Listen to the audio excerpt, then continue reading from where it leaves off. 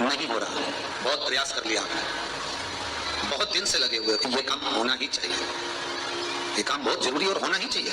नदी का जल कभी नहीं सूखता, भरा रहता। जिसके घर में गंगा जली का जल सूख रहा हो, फिर भर कर लाए, फिर सूख जाता हो। हमने पूरी झाला लगाकर पेट कर कर गंगा जल रखी थी, जल सूख गया तो उसका कारण क्या होता है, उसके लिए वर्णन किया गया। शिव महापुराण की कथा कहती है, लिंग पुराण कहती है, जब झारी जी में से गंगा का जल सूखा निकल जाए, आपने झारी जी खोली, गंगा का जल निकालना चाहा और गंगा का जल सूख गया, आपने बचा कर देखा इसमें पानी नहीं है, इसमें जल नहीं है, उसका क्या कारण होता है? गंगा का जल क्यों सूखता है? तुलसी का क्यारा क्यों सूखता है?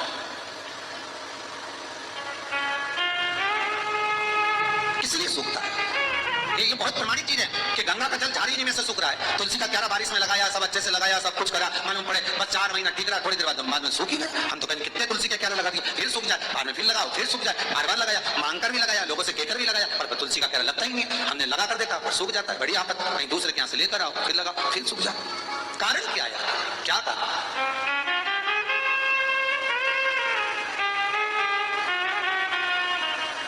आज एक माता जी ने बहुत सुंदर प्रश्न किया था, अच्छा प्रश्न था, इसलिए थोड़ा ध्यान में है। माता जी बोली, कहने लगे, गुरुदेव हमने सुना है कि जिस बेलपत्री के वृक्ष में बेल का फल ना लगा हो, उस बेलपत्री की पत्ती शंकर को नहीं चढ़ाना चाहिए। हमने माता जी से पूछा, पहले ये बताओ कि कौन सी पुराण में लिखा है, कौन सी पुराण में किस जगह पर लिखा और कौन सा महाराज जी बोला, उनका नाम भी तो बताओ कि इनने बोला कि बेलपत्री में जब फल ना लगे तो उसका पत्ता ना चढ़ाए, जब तक उसमें फल ना लगे। नहीं है, बेलपत्री का एक नियम है, बेलपत्री के वृक्ष का एक नियम है, बेलपत्री के पौधे का एक नियम है। पौधा बहुत छोटा है, बहुत छोटा, तो उसकी पत्ती ना उतारे। एक तो बहुत छोटा, ऊपर से आपने पत्ती निकाल ली तो वो तो बेकारी हो जाए ना, उससे सूख ही जाएगा। बहुत छोटे पौधे की पत्ती नहीं निकालना। बेलपत्री के पौधे का नियम है, आपके ऊपर बेलपत्री का वृक्ष का छांव पड़ने लगे, उसकी डाली आपके मस्तक से ऊंची हो जाए, उसकी छाया, उसकी पत्ती की हवा आपके मस्तक पर लगने लगे, तो उस बेलपत्री के पौधे की पत्ती उतार कर आप शिव को चढ़ा सकते हो। पर यह नहीं लिखा कि उसमें फल नहीं लगे तो चढ़ाओ मत, ऐसा प्रमाणिकता नहीं, ऐसी प्रमाणिकता नहीं है कि आपको बेलपत्री का फल नहीं होगा महाराज तो आप ना चढ़ाएं। बेलपत्री के फल है, वृक्ष जब बड़ा होगा तो उसमें फल तो लगेगा। कितना सुंदर कहा, आंवले के वृक्ष में आंवला ना आए, बेलपत्री के वृक्ष में बेल ना आए, आम के वृक्ष में आम ना आए, फलदार वृक्ष में फल ना आए, तो नर्मदा जी के घाट से या गंगा के घाट से बालू रेत को लिया और शिव अवधूतेश्वर महादेव का नाम लेकर वृक्ष के चारों तरफ डाल दीजिए, फल आना प्रारंभ हो जाता है। चारों तरफ डाल देने पर फल आना प्रारंभ हो जाता है। जिस वृक्ष में फल ना, आंवले के वृक्ष में आंवला नहीं आ रहा है, मान लो, या आम के वृक्ष में आम नहीं आ रहा है, या आपने कोई फलदार वृक्ष लगाया और उसमें फल ना आ रहा हो, तो उसके आसपास में गंगा की बालू या नर्मदा की बालू डाल, फल आना प्रारंभ। एक और चीज याद रखिए, बहुत ध्यान दीजिएगा थोड़ा सा। यदि एक छोटा सा प्रैक्टिकल है, आप करके देखेंगे तो बाबा कुबेर भंडारी वैसे ही भंडार भर देगा। थोड़ा सा प्रयास, अगर आपके सबके घर में गंगा जल है तो एक प्रयास करके देखिएगा। कोई कार्य के लिए आप जा रहे हैं और वो कार्य अटक रहा है, नहीं हो रहा है, बहुत प्रयास कर लिया आपने, बहुत दिन से लगे हुए कि ये काम होना ही चाहिए, ये काम बहुत जरूरी और होना ही चाहिए, नहीं हो रहा। एक कटोरी में गंगा का जल निकाल लीजिए महाराज, और कटोरी में गंगा का जल निकालकर तुम्हारे घर में एक सिक्का पड़ा हो, 1 रुपया, 2 रुपया, 5 रुपया, कोई सा भी एक सिक्का पड़ा हो, जो भी सिक्का पड़ा हो, कुंदकेश्वर महादेव का नाम लेकर, जहां परिंदा होता है, पानी का मटका होता है, पितरों का स्थान होता है, हंडा भरते हो, मटका भरते हो, उसके पास में उस कटोरी को रखकर 1 का सिक्का, 2 का सिक्का, 5 का सिक्का, 10 का सिक्का, जो तुम्हारे पास सिक्का पड़ा हो, जो भी तुम्हारे पास पड़ा हो, वो सिक्के को हथेली में लेकर कुंदकेश्वर महादेव का नाम लेकर उस कटोरी में डाल दीजिए और उस जल को नैनों से लगाकर आप काम के लिए निकल जाइए, वो काम आपका सफल होकर ही रहेगा, छूट नहीं सकता।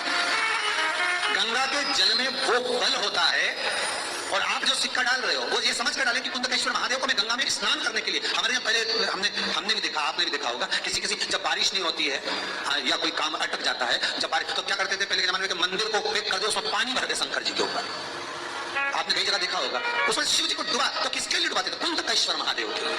ये नियम है कुंदकेश्वर महादेव का। और आज के जमाने में तो चंपेश्वर महादेव तुमको डुबा दे, गुप्तेश्वर महादेव तुमको डुबा दे, ये उनके लिए नहीं है। कुंदकेश्वर महादेव। किनका नाम है? जम के बोलिए, कुंदकेश्वर महादेव।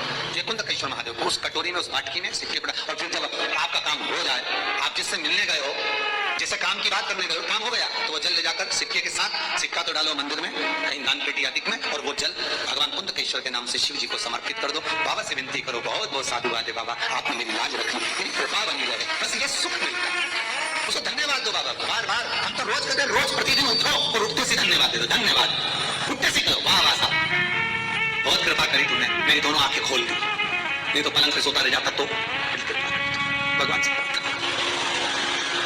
उठते से धन्यवाद भगवान करो, बहुत बढ़िया। हाथ में भी देख लो, पाँव भी, मुंडा, सब बढ़िया है। बड़ी कृपा करी भोलेनाथ, तूने बड़ी कृपा करी, पूरा अच्छा छोड़ा। आधी रात के कहीं एक आध हाथ पे निपटा देता तो तकलीफ हो जाती है, बड़ी कृपा। ये मानव है क्या? शिव जब मरेगा तो भस्म हो जाएगा, भस्म हो जाएगा तो शिव मिल जाएगा, आखिरी में है क्या? वही शिव। पर आज के जमाने में किसी को बोल दो तो भोला, तो बुरा लग जाएगा, तो हमें भोला बोल रहे हैं।